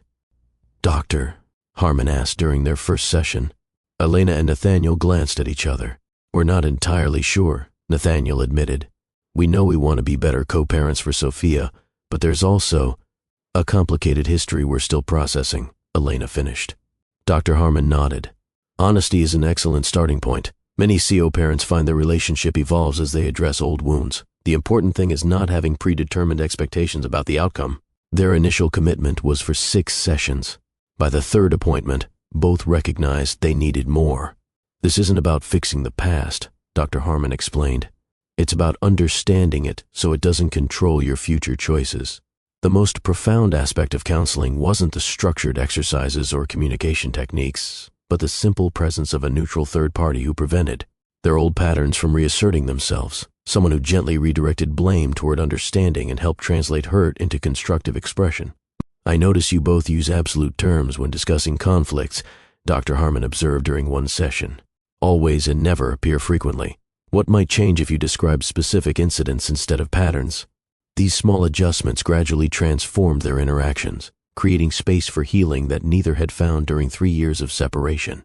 Today I'd like each of you to express one resentment you've been holding, Dr. Harmon suggested during their 5th session. Not to assign blame, but to acknowledge hurts that may still influence your interactions. Elena went first, her hands clasped tightly in her lap. I resent that when I found those messages with Victoria, you didn't fight for our marriage. You just accepted my anger as the final word. Nathaniel nodded slowly, absorbing her words. I resent that you didn't tell me about your financial struggles after your father died, that you let Sophia suffer rather than asking for my help. The raw honesty hung between them, not accusations but acknowledgments of genuine pain each had carried. These resentments reflect 2 sides of the same issue, Dr. Harmon observed. Both involve assumptions about the other's motivations. Nathaniel, you assumed Elena's pride was more important than Sophia's well-being. Elena, you assumed Nathaniel wanted the marriage to end. I did want to fight for us, Nathaniel admitted quietly. I just didn't know how without seeming like I was dismissing your hurt. And I wanted to ask for help, Elena confessed. But I couldn't bear confirming what I thought you already believed, that I had only valued you for financial security. Their shared session became a controlled environment to express long-buried hurts, Nathaniel's feeling that Elena had never fully respected his work, Elena's perception that material gifts had substituted for emotional presence, mutual resentment over parenting decisions made without consultation. Each acknowledgement became a stone removed from the wall between them, not forgotten, but examined and set aside rather than used as ammunition. Resentment requires regular maintenance, Dr. Harmon told them. You must actively feed it to keep it alive. Are you willing to stop that maintenance? The question prompted deeper reflection than either had expected. Holding on to past hurts had become a protective mechanism, justifying distance, rationalizing choices, preserving pride. Releasing these resentments meant vulnerability without guarantees. "I'm ready to stop maintaining walls between us," Elena said finally. "They're exhausting to uphold." Nathaniel's response was equally measured. "I'd rather build something new than keep defending old positions." "I notice you still edit yourself before speaking," Dr. Harmon observed to Elena during an individual session. "What are you afraid might happen if you express your unfiltered thoughts?" Elena considered the question. That he'll see my vulnerability as weakness, or worse, as an invitation to take control again. With Nathaniel, the therapist explored similar territory. "You present solutions before fully hearing the problem. What drives that pattern?" "Efficiency," he answered immediately, then reconsidered. "And perhaps discomfort with emotional uncertainty. Problems with clear solutions feel safer." These insights informed their joint sessions, where they practiced new communication patterns. Elena learned to express needs directly, rather than through hints. Nathaniel practiced listening completely before offering suggestions. "How would you feel about Sophia spending Wednesday nights at my house?" Nathaniel asked during one evening conversation. "It would let me attend her Thursday morning science presentations." The old Elena might have immediately perceived this as encroachment on her parenting time. The new Elena recognized his genuine desire for involvement. "That works for me," she replied. "She'd love having you there for her presentations." Similarly, when Elena mentioned Sophia's interest in summer camp options beyond their budget, Nathaniel's response showed growth. "What factors are most important to you in choosing a camp?" he asked, rather than immediately offering to pay for the most expensive option. This new communication extended to personal matters as well. After a particularly enjoyable family dinner, Nathaniel walked Elena to her car. "I've missed this," he said simply. "Not just family time, but connecting with you specifically." "I've missed it too," Elena replied, allowing herself honesty without qualification. The gradual shift from guarded interactions to authentic communication created space for genuine connection. Not the automatic intimacy of their early marriage, but something more deliberately constructed and therefore potentially more durable. "Reed Enterprises has offered me the chance to establish a European division," Elena announced during a March counseling session. "It would mean quarterly trips to Paris and Madrid." "That's a remarkable opportunity," Nathaniel responded. "You've certainly earned it." "It would impact our current arrangement with Sophia," Elena continued. "I'd need your help covering my absences." "Of course," Nathaniel said without hesitation. "We can adjust our schedule accordingly." Dr. Harmon observed their exchange with interest. "This is a significant shift from your previous patterns. Nathaniel, you're supporting Elena's career advancement without trying to control it. Elena, you're requesting cooperation rather than trying to manage everything independently." Both acknowledged the change, recognizing how their attitudes toward work-life balance had evolved. For Elena, career success no longer came at the expense of family stability. The two could coexist with proper boundaries and support. For Nathaniel, witnessing Elena's professional growth reinforced his own reassessment of priorities. "I've delegated more operational responsibilities to the executive team," Nathaniel shared during a subsequent session. "I leave the office by 6 most evenings now." "What prompted this change?" "Doctor," Harmon asked. Recognizing what matters, he replied simply, "The company succeeds whether I work 14 hours or 9. But Sophia only has one childhood, and that window is closing faster than I realized." This mutual evolution created a more balanced dynamic between them, neither sacrificing career ambitions, but both recalibrating how those ambitions aligned with personal priorities. "We're modeling something important for Sophia," Elena noted. "That success doesn't require abandoning other values." The professional respect between them strengthened as they each achieved new milestones without the competitive undertone that had sometimes characterized their marriage. Elena's European division launched successfully. Nathaniel's company expanded its charitable foundation. They celebrated each other's accomplishments with genuine pride rather than comparison.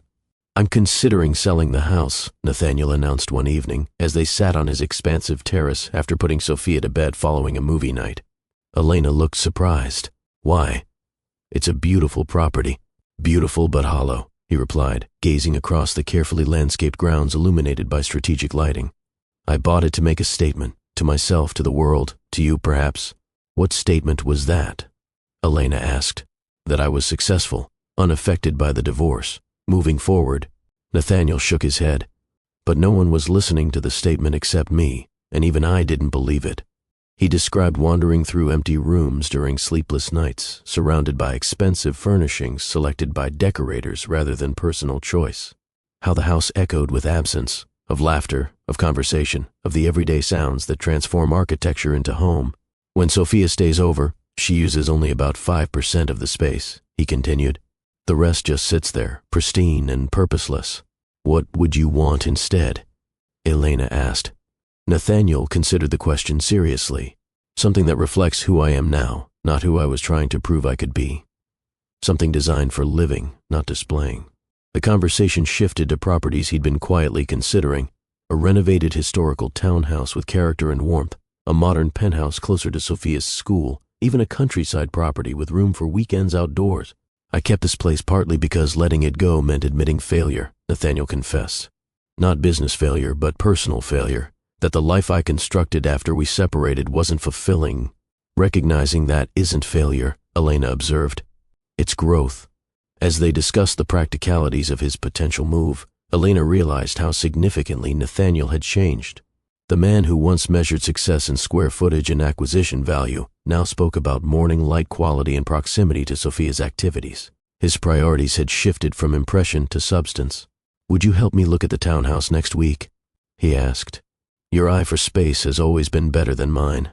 The request acknowledged both her taste and their evolving comfort with each other's involvement in personal decisions. Not yet romantic partners again, but something more than divorced CO parents, friends rebuilding trust who valued each other's perspectives. I'd be happy to, Elena replied, recognizing the invitation as another small step in their healing journey, not back toward what they had been, but forward toward what they might become. Spring brought renewal beyond just the blooming gardens outside Elena's condo. After 6 months of family outings, CO parenting cooperation, and counseling sessions, the undefined relationship between Elena and Nathaniel hovered at a crossroads. The moment of decision arrived unexpectedly on a rainy Sunday afternoon. Sophia was at a classmate's birthday party, leaving Elena and Nathaniel alone after dropping her off. They decided to wait out the downpour at a small cafe near the party venue. Remember that coffee shop near our first apartment? Elena asked as they settled at a corner table with steaming mugs. The one with the crooked tables and the owner who always called you professor for some reason. Nathaniel smiled at the memory. Giuseppe. He was convinced I taught physics because I was always working on code at the same table. Their conversation meandered through shared memories, comfortable silences, and discussions of Sophia's upcoming school events. When the rain finally subsided, neither made a move to leave. Elena, Nathaniel said after a thoughtful pause. These past months have meant more to me than I can adequately express. She nodded, sensing the weight behind his words. For me, too. I've been considering what Dr. Harmon asked in our last session, about what we each want going forward. He met her eyes directly. I know what I want, but I'm not sure if it's what you want. Elena set her mug down carefully. Which is, a second chance, not to recreate what we had, but to build something new. His voice remained steady, though his fingers tapped nervously against the table. Something that honors who we've become through everything we've experienced. The cafe's ambient sounds faded as Elena considered his words. The prospect was simultaneously appealing and terrifying, opening herself to potential hurt again, yet also to joy they'd rediscovered in each other's company. I'm scared, she admitted, not of you specifically, but of us failing again. Of disappointing Sophia if we can't make it work. I'm scared too, Nathaniel acknowledged. But I think we've both learned that the absence of risk doesn't guarantee safety. It just guarantees absence. Elena reached across the table, covering his restless fingers with her own. I want to try, not because it's comfortable or easy, but because what's growing between us feels worth the risk. We should take it slowly, Nathaniel suggested. Date properly. Learn who we are now without rushing toward what we were before. I'd like that, Elena agreed. Sophia needs to be part of the conversation, too. No secrets or surprises. Their decision wasn't marked by grand gestures or passionate declarations, but by quiet certainty. Two people choosing each other with clear eyes rather than the blind optimism of their youth or the bitter disillusionment of their divorce. Their first official date was deliberately different from anything they'd done during their marriage. An architectural walking tour of historic neighborhoods they'd never explored together. No expensive restaurants or exclusive events, just shared discovery and conversation. The difference is remarkable, Elena observed during their third date, a cooking class where they laughingly created imperfect pasta dishes. Before, our time together was always squeezed between obligations or centered around networking opportunities, Nathaniel added, dusting flour from his hands. I can't remember the last time during our marriage that we did something purely for enjoyment without an agenda. They established new patterns intentionally. When work threatened to overwhelm either of them, they communicated directly rather than allowing resentment to build. When disagreements arose, they applied the techniques from counseling, expressing feelings without accusations, listening completely before responding. I notice you've been checking your phone repeatedly, Elena mentioned during dinner at his new townhouse. Is something happening at work that's concerning you? The old Nathaniel might have dismissed her observation or become defensive. The new Nathaniel paused, considering. The Singapore merger has hit complications. I'm waiting for updates from the team there. He set his phone aside, but it can wait until after dinner. This time with you is important. This simple exchange represented profound growth. Elena expressing her observation without criticism, Nathaniel acknowledging the distraction without justification, both prioritizing their connection over external demands. Their physical relationship progressed gradually, both wanting emotional intimacy to precede physical reconnection. When they finally crossed that threshold, it carried the sweetness of familiarity enhanced by newfound appreciation rather than taken for granted. This feels like coming home to a place I'd forgotten existed, Elena whispered afterward, her head resting on his chest. Nathaniel stroked her hair gently. Home but improved, better windows, stronger foundation. Their construction metaphor became shorthand for their evolving relationship, maintaining what worked while upgrading what had failed them before. What do you think of this place? Nathaniel asked, guiding Elena and Sophia through a sun-filled house in a family neighborhood halfway between his office and Sophia's school. After 6 months of dating and increasingly integrated daily lives, they had begun discussing living arrangements that would better serve their reconnected family. Elena's lease would end soon, and Nathaniel had sold his oversized mansion. It has character, Elena observed, noting original hardwood floors and built-in bookshelves. Good bones, but needs updating. I love the backyard, Sophia called from the French doors leading to a garden with mature trees. Can we put a swing on that big branch? They wandered through rooms filled with potential, not perfect but adaptable. Unlike their first home together, selected primarily for status and investment value, this property offered warmth and functionality. We could convert the sunroom into a studio for you, Nathaniel suggested to Elena. The light is exceptional, and that third bedroom would make a perfect office for your work-from-home days, she countered. Their collaborative approach extended to every aspect of creating their new home. They selected furnishings together, blending pieces from their separate lives with carefully chosen new items. Elena's art expertise informed color schemes and spatial arrangements. Nathaniel's practical nature ensured systems worked efficiently. What about this wall? Elena asked one afternoon as they planned renovations. I'm thinking we could remove it to open the kitchen to the dining area. That would improve flow for entertaining, Nathaniel agreed. And let us see Sophia while preparing meals. Most meaningful was their shared priority of creating spaces that served relationships rather than appearances. The living room centered around comfortable seating for family movie nights rather than showcase furniture. The kitchen included a counter with stools where Sophia could do homework while they cooked. When moving day arrived, they approached it as a fresh beginning rather than a mere return to cohabitation. Sophia bounced between rooms, deciding on placement for her belongings with the confidence of a child who feels secure in her family's stability. This feels right, Elena said that evening, standing with Nathaniel on their new porch as twilight settled over the neighborhood. Children played in nearby yards, porch lights glowed warmly, and the distant sound of a lawnmower created a suburban symphony. It feels earned, Nathaniel replied, his arm around her shoulders. Not given or assumed, but built deliberately. Their history, both beautiful and painful, became not a burden but a resource as they constructed their future together. Hard-earned wisdom guided decisions that might otherwise have defaulted to old patterns. When Nathaniel received an opportunity to expand his company internationally, requiring significant travel, they approached the situation with clear communication. This expansion could double our market share, he explained during a focused conversation after Sophia's bedtime. But it would mean I'm traveling 1 week per month for the next year. What does your instinct tell you about the opportunity? Elena asked, prioritizing understanding before reacting. Professionally, it makes complete sense. Personally, I'm concerned about the impact on our family rhythm just as we're establishing it. Together, they evaluated options. Could the travel be condensed? Could video conferencing replace some trips? What support would Elena need during his absences? We're not saying no to your professional growth, Elena clarified. We're saying let's find a way that works for everyone. Their solution involved Nathaniel hiring an additional executive to share travel responsibilities and Elena adjusting her exhibition schedule to avoid overlapping absences. Sophia's routine remained protected while both parents pursued meaningful work. Similarly, when Elena received recognition from the art world for her corporate curation program, Nathaniel supported her increasing public profile without feeling threatened by her success. The New York Times article about your work was outstanding, he said, bringing her coffee and the newspaper one Sunday morning. They captured how revolutionary your approach to corporate collections has been. This mutual support represented their most significant evolution, recognizing that individual fulfillment strengthened rather than threatened their partnership. Do you remember what you wanted most when we first met?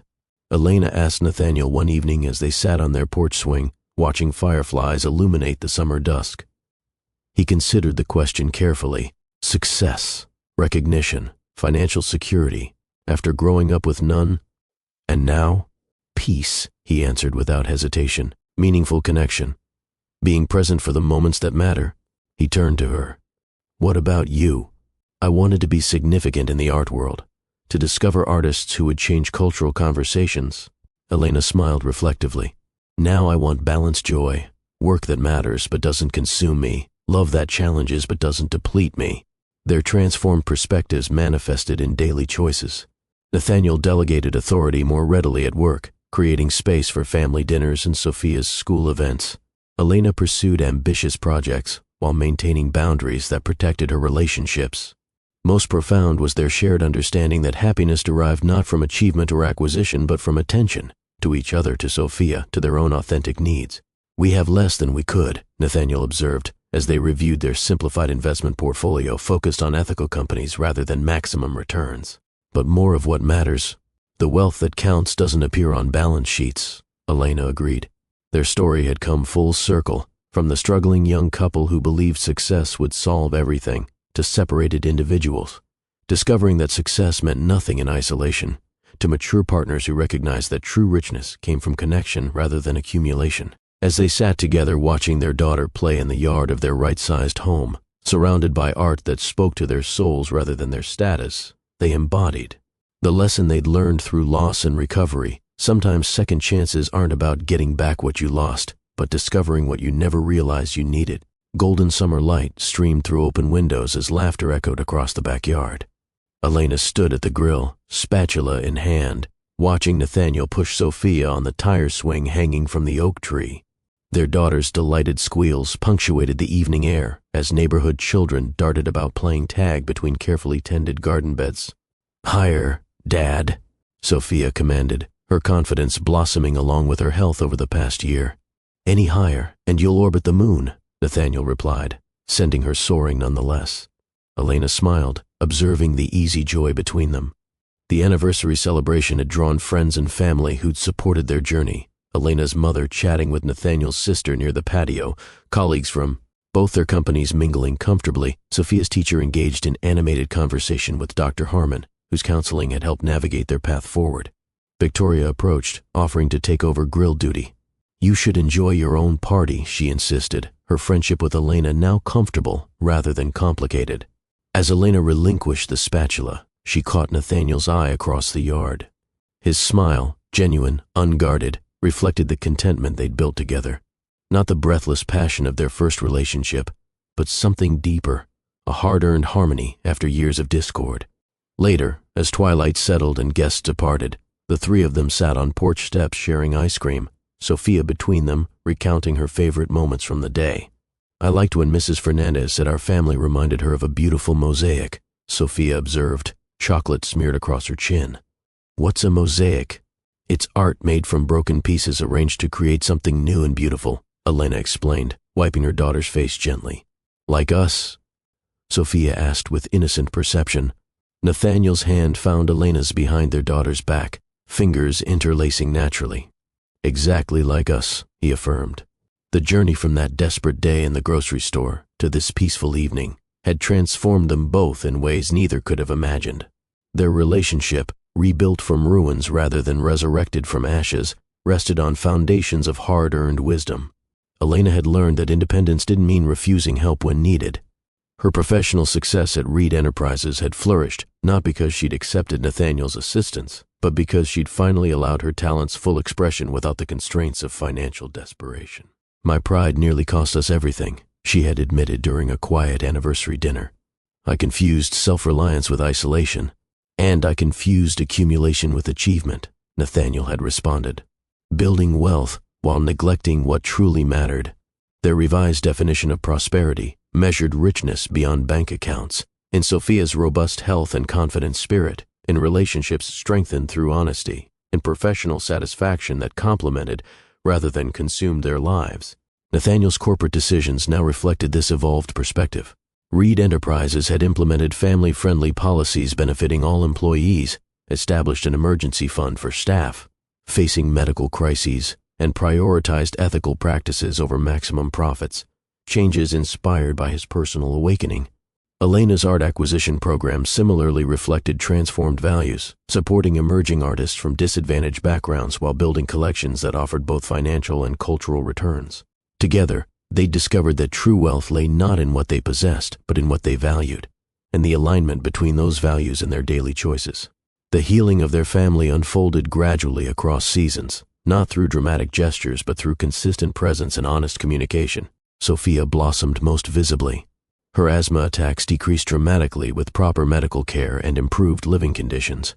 The anxiety that had shadowed her during their years of separation transformed into confident resilience.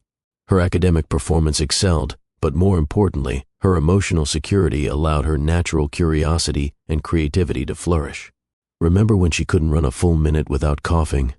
Elena whispered one afternoon, watching Sophia play soccer with neighborhood children. "Now look at her," Nathaniel replied. Their shared concern transformed to shared pride. Their parenting partnership strengthened through intentional practices, weekly family meetings where even Sophia contributed to decisions, consistent routines balanced with spontaneous adventures, united approaches to discipline and encouragement. But perhaps the most profound growth occurred between Elena and Nathaniel themselves. Where resentment had once festered, understanding now flourished. Where communication had fractured, dialogue now flowed. The lessons from counseling had become instinctive rather than effortful, speaking in I statements rather than accusations, listening completely before responding, recognizing emotional triggers before reacting. "We're better partners now than we ever were before," Elena reflected during a weekend hike, Sophia running ahead on the trail. "Because we choose each other daily," Nathaniel responded, "not from obligation or habit, but from genuine appreciation." Forgiveness proved neither simple nor linear. It came in moments, sometimes unexpected, sometimes deliberately chosen. For Elena, it arrived while watching Nathaniel patiently help Sophia with challenging homework, his priorities clearly reordered from their earlier life together. For Nathaniel, forgiveness crystallized during a gallery opening when he witnessed Elena's radiant confidence, recognizing that her independence wasn't rejection but essential self-worth he should have supported from the beginning. "Forgiveness doesn't mean forgetting," Dr. Harmon had explained during their final counseling session. "It means the past no longer dictates your future." This wisdom guided their journey forward. They acknowledged past hurts without allowing those wounds to define their present connection. They remained mindful of former pitfalls without becoming prisoners to previous patterns. Their second chance taught them that true reconciliation required more than simply reuniting. It demanded transformation. Not returning to who they had been, but evolving into who they could become together. "We didn't just restart our story," Nathaniel observed on their first anniversary. "We're writing an entirely new one." The second chapter proved richer than the first, informed by difficulties overcome, strengthened by lessons learned, deepened by the courage to risk vulnerability again after experiencing pain. Thank you for joining us for this journey of heartbreak, growth, and renewal. Elena and Nathaniel's story reminds us that sometimes life's most painful moments can lead to our greatest transformations when we remain open to growth and second chances. We hope their experience has resonated with your own life in some meaningful way.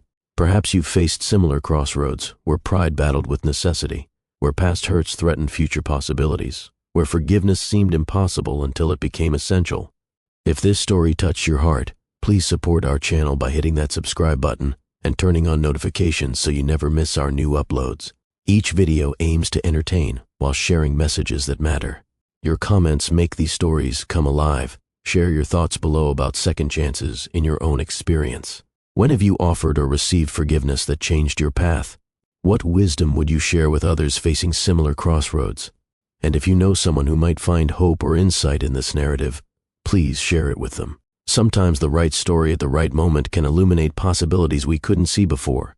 Until our next journey together on Mr. Ross' Story Trail, remember that our greatest chapters often begin where we least expect them, not in perfect circumstances, but in our courage to begin again after difficulty, to choose connection over isolation, and to recognize that true wealth lies in relationships that nurture our best selves. Thank you for walking this path with us today. We'll see you in our next story.